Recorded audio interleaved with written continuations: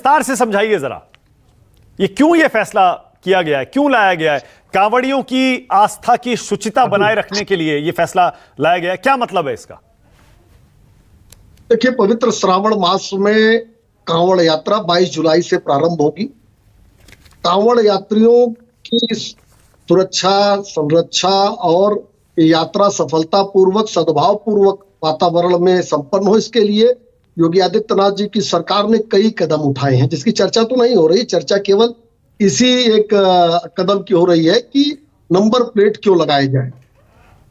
देखिए, खाद्य सुरक्षा मानक अधिनियम 2006 के अनुसार प्रत्येक रेस्टोरेंट या ढाबा संचालक को अपने प्रतिष्ठान पर फर्म का नाम, व्यक्ति का प्रोप्राइटर का नाम और रजिस्ट्रेशन नंबर लिखना अनिवार्य है, और जागो ग्राहक के अनुसार एक रेट लिस्ट भी लगाना आवश्यक है। और 2006 में मानक जी, आपको पता ही है कि तथाकथित सेकुलर राहुल गांधी उत्तर प्रदेश में और उत्तर प्रदेश में मुलायम सिंह यादव की सरकार थी। तो पहले तो कांग्रेस के लोग अपने उस समय के लोगों से पूछे कि ये अधिनियम नियम लाने की आवश्यकता क्या पड़ी थी। देखिए, भारतीय जनता पार्टी की उत्तर प्रदेश सरकार ने ये तय किया है कि शुचिता बनी रहे, सफलतापूर्वक यात्रा चले, इसके लिए सभी लोगों को नेम प्लेट लगाना चाहिए, प्रोप्राइटरशिप लिखना चाहिए, और अगर रजिस्ट्रेशन है तो उसको भी लिखना चाहिए। इसके तहत ये आदेश उत्तर प्रदेश सरकार ने जारी किया है कि जहां जहां कांवड़ यात्रा, पूरे प्रदेश में कांवड़ यात्रा के मार्ग में ये आदेश का अनुपालन हो। और मानक जी, विभेद तो तब कहते या डिस्क्रिमिनेशन तब कहते जब कहा जाता किसी एक धर्म के लोग को नाम लिखना है। नाम तो सबको लिखना है, जितने लोग हैं, जिनके भी रेहड़ी पटरी दुकान प्रतिष्ठान सामने पड़ेंगे, सबको लिखना है।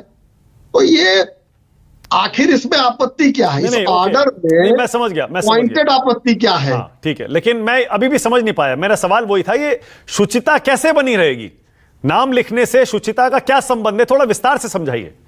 मैंने कहा तो कि कांवड़ यात्रा सफलतापूर्वक, सुरक्षित और सद्भाव पूर्वक वातावरण में संपन्न हो, इसके लिए कई कदम उत्तर प्रदेश सरकार ने, योगी आदित्यनाथ जी की सरकार ने उठाया है। मार्गों में प्रकाश की व्यवस्था, सड़कों की अच्छी व्यवस्था, जो कांवड़ शिविर लगेंगे उसके भी सत्यापन की व्यवस्था, और साथ साथ सभी दुकानदारों को अपना नाम लिखना होगा। और आप जो पूछना चाहते हैं मानक जी, मुझे उसको कहने में कोई न संकट है न गुरेज है। जब व्यक्ति अपने व्रत में कांवड़ यात्रा के लिए निकलता है तो चाहता है कि वो साफ सफाई से जो चीज खान पान में उपयोग होती है व्रत के दौरान, उसी चीज को खाना चाहता है, उसी चीज को लेना चाहता है। और इसके नाते से तमाम लोगों की अपनी अपनी पसंद नापसंद होते हैं। तो अगर नाम लिखा होगा तो इसमें आपत्ति क्यों है किसी को? और सभी धर्म के लोगों को लिखना है, हिंदू को भी लिखना है, मुसलमान को भी लिखना है, सिख पारसी सबको लिखना है, जैन को भी लिखना है। तो इसमें विभेद कहां से आ रहा है? अगर ये कहा जाता है किसी धर्म विशेष को लिखना हो। पसंद नापसंद का क्या मतलब, मैं समझा नहीं, थोड़ा बताइए ना, थोड़ा और विस्तार में जाइए। आप कह रहे हैं आपको कोई गुरेज नहीं है, कोई हिचक नहीं है, तो थोड़ा और विस्तार से बताइए। कांवड़ियों की पसंद नापसंद कैसे होती है? नाम लिखने से कैसे होगा? बिल्कुल, आप कांवड़िया तय करेंगे उनको किस दुकान से लेना है, क्या सामान लेना है। ये तो कहा नहीं गया कांवड़ियों से कि अमुक दुकान से लेना है, अमुक दुकान से नहीं लेना है, फलाने नाम वाले से लेना है, इस नाम वाले से नहीं लेना है। सबको प्रोप्राइटरशिप, अगर प्रोप्राइटरशिप और नाम लिखना, ये तो 2006 के खाद्य सुरक्षा मानक अधिनियम के अंतर्गत यूपीए की सरकार ने इसको अनिवार्य किया था। अच्छा, मतलब कहने का कि अगर नाम नहीं लिखा होगा तो अपनी नापसंद के दुकानदार से भी कांवड़िए कुछ सामान खरीद लेंगे, और उनको बाद में अगर पता चला तो उनकी जो आस्था है उसकी शुचिता नहीं रहेगी। बिल्कुल, आस्था भी टूटती है, तमाम प्रकार की अप्रिय घटनाएं भी इससे होती हैं। कैसे होती हैं मनीष? नहीं, इस तरह की तमाम घटनाएं हुई हैं कि लोगों को पता नहीं है कि हमने कहां से लिया, क्या लिया, बाद में जब उनको पता चलता, इस तरह की तमाम अप्रिय घटनाएं पूर्व में हुई हैं। अच्छा, ठीक है, ओके। तो अब ये आपके सहयोगी तो सारे नाराज हैं, आरएलडी, जेडीयू, बताइए, सब खुलकर कह रहे हैं कि हम इसका विरोध करते हैं। एलजेपीआर मानक जी देखिए, कह रहे हैं वापस होना चाहिए, समीक्षा होनी चाहिए। मानक जी, सरकार जो है कानून और संविधान से चलती है। और सरकार का दायित्व तो है कि प्रत्येक धर्म के 30 त्योहार सफलतापूर्वक, शांतिपूर्वक और उनके आस्था के अनुसार संपन्न हो। अभी मुहर्रम था नरसों उत्तर प्रदेश में, उनकी भी व्यवस्था की गई। उनसे भी कहा गया ताजियों की साइज ये होनी चाहिए, इस तरह से जाना चाहिए, रूट परिवर्तन नहीं होना चाहिए। तो कांवड़ यात्रियों को भी बताया गया है कि डीजे की साइज कितनी होनी चाहिए, डीजे में जो बजने वाले जो डीजे बजते हैं वो कितने डेसिबल से ज्यादा नहीं होना चाहिए। सारी चीजों को उनके ऊपर भी वो सारी चीजें प्रतिबंध लगाए गए हैं।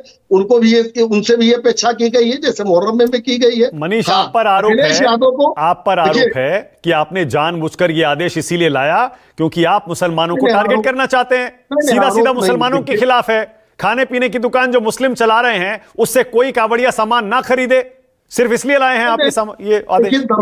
दरअसल आदेश में कोई विभेद नहीं था। अखिलेश यादव से लेकर ओवैसी तक जो सांप्रदायिक राजनीति करते हैं, धर्म के आधार पर राजनीति करते हैं, जो नाम छुपाकर रहने वालों के साथ सदैव से रहते हैं, तो उनको ये जरूर समस्या है कि 2017 के पहले मुख्तार अब्बास नकवी, आप ही के मुस्लिम नेता कह रहे हैं ये हड़बड़ी में गड़बड़ी वाला आदेश है। केसी त्यागी कह रहे हैं सांप्रदायिक विभाजन पैदा करता है, समीक्षा करिए। चिराग पासवान कह रहे हैं राजनीति में धर्म और जाति को क्यों ला रहे हैं आप? देखिए, 2017 के पहले अखिलेश यादव जिस उत्तर प्रदेश को दंगा प्रदेश बना के गए थे, इन्हीं कांवड़ियों के मार्ग में ईंट पत्थर बिछाया जाता था। अखिलेश यादव का बयान मैंने पढ़कर नहीं सुनाया, मैंने आपको आपके सहयोगियों के बयान सुनाए हैं, चिराग पासवान, केसी त्यागी। ठीक है, और मुख्तार अब्बास नकवी आप ही के नेता। सबके अपने विचार है, लेकिन सरकार कानून और संविधान से चल रही है। नियम में कोई विभेद नहीं है, नियम कहीं भेद पैदा नहीं करता और इस नियम से कहीं भी जाति और धर्म की बू नहीं आती है। हाँ, जो लोग पहले जाति और धर्म के आधार पर योजना लाते थे, मेरी बेटी उसका कल लाते थे मुस्लिम बेटियों के लिए, उनको जरूर ये बुरा लग रहा है। जो आतंकियों को छोड़ते थे, राजकुमार भाटी, उत्तर प्रदेश का मसला है।